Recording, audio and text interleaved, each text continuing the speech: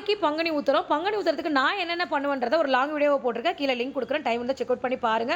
Night தென அரிசியில மாவு ஆட்டி வச்சிருந்த தோசைக்கு பார்த்தா, அது காலையில வந்து பார்த்தா, பொங்கலோ பொங்கல்னு பொங்கி ஊத்திருச்சு. சரி ஓகேன்னு சொல்லிட்டு இந்த தோசைக்கு என்ன செய்யலாம்னு யோசனை பண்ணேன். சரி பொடி பண்ணிரலாம் அப்படின்னு சொல்லிட்டு, கருப்பு உளுந்து, கடலப்பருப்பு, வரமிளகா, பெருங்காயம், கருவேப்பிலை, பூண்டு எல்லாம் போட்டு சூப்பரான ஒரு இட்லி பொடி பண்ணியிருந்தேன். நல்லா காரசாரமா சூப்பரா இருந்தது அந்த இட்லி பொடி.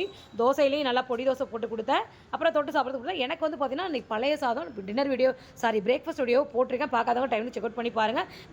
கஞ்சி குடிச்சிட்டு மீதி அந்த அந்த மோர் தண்ணி பேலன்ஸ் இருந்தது. அதை ஒரு பாட்டிலில் ஊற்றி எடுத்துக்கிட்டேன். ஏன்னா வெயில் காலத்துக்கு வெளியில் போனால் ஜூஸ் தான் குடிக்கிறோம். சரி இதை குடிச்சிரும் அப்படின்ட்டு.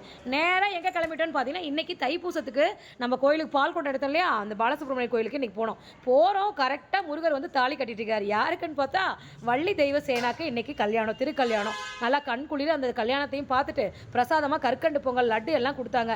அப்படியே நாளைக்கு நம்ம எடுக்கக்கூடிய பால் குடத்துக்கு காசும் கட்டிட்டு ரசீதும் வாங்கியாச்சு. பாய்ப்பா.